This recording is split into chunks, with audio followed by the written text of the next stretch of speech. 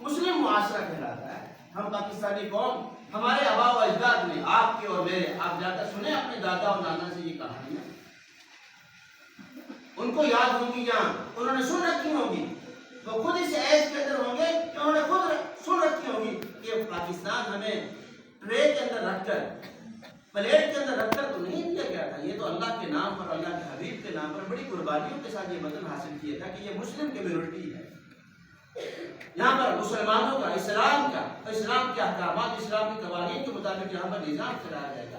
آج آپ مجھے بتائیں، آپ تمام چھوٹیاں بچیاں ہونے کے باوجود، اس سے چھوٹی اور بڑی تمام ہر طرح کی ہمیں میری بیٹیاں موجود ہیں، آپ بتائیں کہ معاشرہ کتنی تیزی کے ساتھ انحطاط کی طرف چلتا رہے گا. تو ابھی آپ میں نے اس سے پہلے جو الفاظ ایک تو دیکھیں، میں اس کی تفصیل میں نہیں جانا چاہتا، وہ آپ کے اساتذہ نے، آپ کی معلومات نے آپ کو یقیناً بتایا. تو یہ تشہد جو ہے، یہ معراج کے اس سفر میں میزبان اور مہمان کی آپس میں جو کنورسیشن ہے، جو گفتگو ہے، یہ اس کا خلاصہ ہے جس کو ہم تشہد کہتے ہیں. اور ہماری نماز مکمل نہیں ہوتی جب تک کہ ہم تشہد پڑھ نہیں لیتے.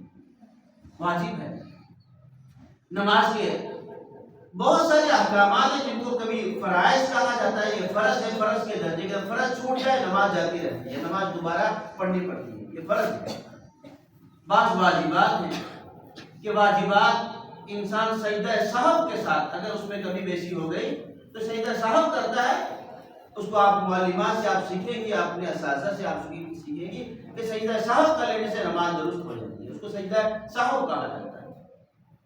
اور ایک سنت اور مستحب ہے، اگر وہ چھوٹ بھی جائے نماز ہو جاتی ہے، اس پہ کوئی ایسا اعادہ کرنے کی یا سجدہ سہو کرنے کی ضرورت نہیں ہوتی، اس کی تفصیل ہے. لیکن یہاں پر میں اصل جو آپ کو بات بتلانا چاہتا ہوں، اتفاق سے آپ تمام بچیوں نے کہا، مجھے بڑی خوشی آپ کیا کہ معراج کا سب سے بڑا تحفہ جو اللہ رب العزت نے دیا وہ نماز ہے. میں کے آفس کے اندر نہیں، میں اپنے کسی ڈاکٹر کے کلینک کے اندر نہیں، میں کسی انجینئر کی آفس کے اندر نہیں، میں کسی گورنر، وزیر اعلیٰ، بادشاہ کے دربار کے اندر نہیں، بلکہ میں احکم الحاکمین، بادشاہوں کے بادشاہ کے دربار کے اندر کھڑی ہوں. اس وقت بھی آپ نماز، کچھ دیر کے بعد ظہر کی نماز کا وقت آ جائے گا، اپنے اپنے مقررہ اوقات پر نماز پڑھی جائے گی.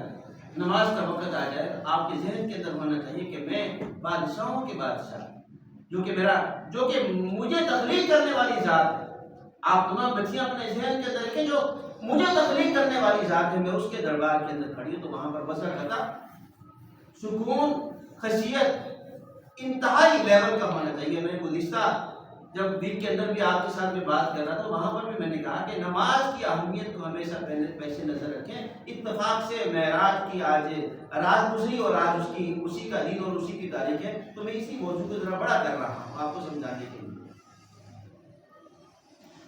کہنے والے نے بڑا اچھا جملہ کہا، آپ تمام توجہ کے ساتھ سنیے کہ نماز انسان ایسے پڑھے کہ دیکھنے والا اس کو دیکھے تو کہے کہ یہ قیام کر رہا ہے، یعنی کھڑا ہے. جس وقت کی سورہ الفاتحہ کے ساتھ صورت ملائی جاتی ہے، ذہن کے اندر دیکھنے والے کے لیے آئے کہ اس نے اب کھڑے ہی رہنا ہے، اس نے کہیں دائیں بائیں حرکت نہیں کرنی، جھکنا نہیں ہے.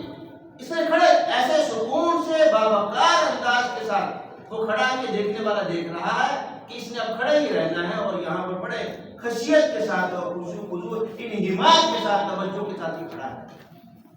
اور اگر رکوع کے اندر ہو تو دیکھنے والا دیکھے اور کہے کہ اس نے اب رکوع کی حالت میں ہی رہنا ہے. سجدے کی حالت کے اندر اتنے باوقار انداز کے ساتھ سجدہ کریں آپ تمام بیٹیاں کہ دیکھنے والا دیکھے اور خیال کرے کہ اس نے اب اسی حالت کے اندر رہنا ہے، اس حالت سے اس نے باہر نہیں آنا ہے، کہ یہ اس کے سجدے کی حالت ہے. لیکن میں اور آپ کس طرح کرتے ہیں؟ اتنی سپیڈ لگائی ہوئی ہوتی ہے کہ دیکھنے والا پھر یہ محسوس کرتا ہے کہ شاید یہ نماز پڑھ بھی نہیں رہا. اور جب یہ نماز نہیں پڑھ رہا تو نماز کا یہ حکم یہ ہے کہ جو شخص دیکھے اور اسے لگے کہ یہ نماز نہیں پڑھ رہا، اس شخص کی نماز پھر ہوتی بھی نہیں. یہ مسئلے کی بات ہے. نبی کریم صلی اللہ علیہ وسلم نے ارشاد فرمایا اس صحابی رسول کو جنہوں نے نماز کی ادائیگی کی اور تیز تیز قیام، رکوع اور سجدہ کیا اور انتہائی سپیڈ کے ساتھ کیا، تو نبی علیہ السلام نے ان کو بلا کر کہا کہ آپ نماز کا اعادہ کریں، دوبارہ پڑھیں کہ آپ کی نماز ہوئی نہیں. نماز اس طرح نہیں ہوتی. اور جب انسان بے مروتی کے ساتھ توجہ اور انہماک کے بغیر، شوق کے بغیر جب پڑھتا ہے تو پھر حدیث مبارکہ میں فرمائے گا کہ ایسی نمازی کی نماز، وہ مرد ہو یا عورت ہو، پرانے کپڑے میں لپیٹ کر، یعنی کہ توہین کے ساتھ کپڑے میں لپیٹ کر واپس نمازی کے منہ پر مار دیتا ہے کہ تمہاری اس نماز کی ہمیں کوئی پرواہ نہیں، اور اس نماز سے فیصلے بھی نہیں ہوتے۔ آپ تمام بیٹیاں سمجھیں اس بات، اس نماز قرآن پاک کہتا ہے ان الصلاۃ تنہی عن الفحشاء والمنکر، نماز بے حیائی اور برائی سے روکتی ہے۔ لیکن نماز وہ نماز جو کہ نماز صحیح معنوں میں نماز ہو، قد افلح المؤمنون الذین هم فی صلاتهم خاشعون والذین هم عن اللغو معرضون۔ اس کا معنی بھی یہی ہے کہ اپنی نماز کے اندر اتنی خشوع ہو کہ جب نماز پڑھ رہا ہو اس کو اس کے علاوہ پھر کوئی پرواہ نہ ہو کسی چیز کی کہ دائیں بائیں کیا ہو رہا ہے۔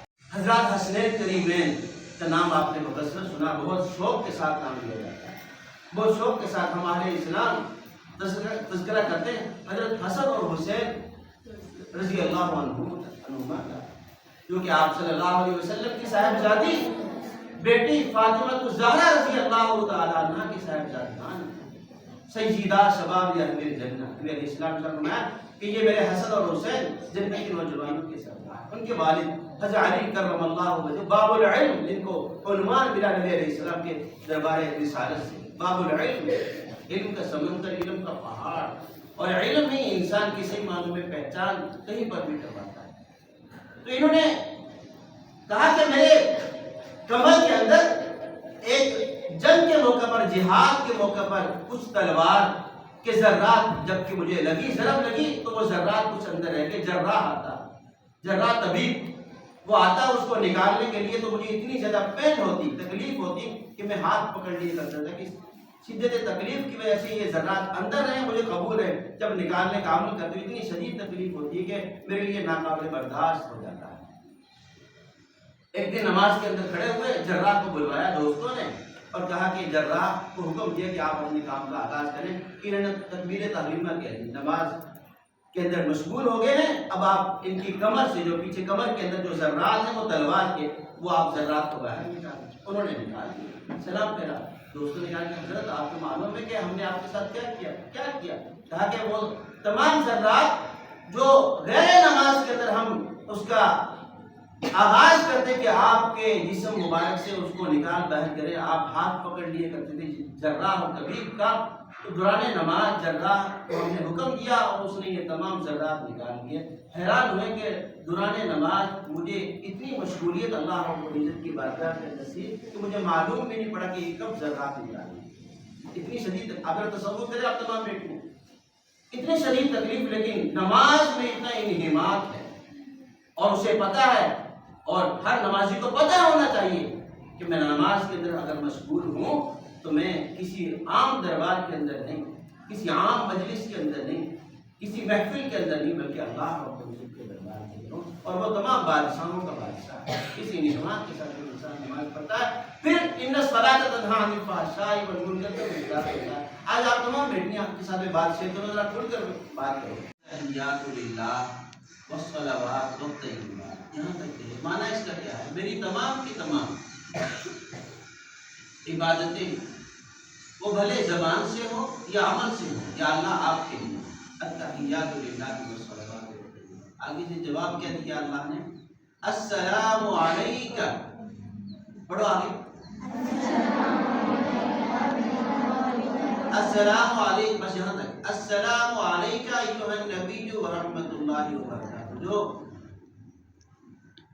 محدثین بیان کرتے ہیں کہ وہ الفاظ یہاں تک کہ ہے السلام علیکہ ایھا النبی ورحمۃ اللہ وبرکاتہ، یہ ایک فرد جب سامنے ہو اس کے لیے یہ الفاظ کہے جاتے ہیں۔ اس طرح کہ ہم سب کی عادت ہے، ہم کیا الفاظ کہتے ہیں جب ایک دوسرے کو سلام کرتے ہیں؟ السلام علیکم، کیا الفاظ کہتے ہیں کہ اس کے اندر اگر سامنے ایک بھی ہو تو تب بھی ہم علیکم کا لفظ کہتے ہیں، اور اپنے ذہن کے اندر ہوتا ہے کسی کے کان میں کہ سلامتی اور میرے سلام کے الفاظ پہنچے، وہ بھی اس میں شامل ہو جائے، اور اس کے ساتھ ساتھ جو ہمارے کندھوں پر دائیں اور بائیں فرشتے موجود ہیں جن کو کرامن کاتبین کہا جاتا ہے، وہ اس کی سماعت کریں تو وہ بھی اس میں شامل ہو جائے، تو جمع کا صیغہ بولا جاتا ہے کہ سب وہ جو سامنے ہوں جنہوں نے میرے الفاظ سنے یا نہ سنے، وہ میرے مخاطب ہیں، میں ان سب کو سلام کرتا ہوں، السلام علیکم کہتے ہیں۔ لیکن یہاں پر کیا ہے؟ السلام علیکم نہیں ہے، بلکہ السلام علیکہ ایھا النبی رحمۃ اللہ وبرکاتہ، آپ پر، آپ صلی اللہ علیہ وسلم۔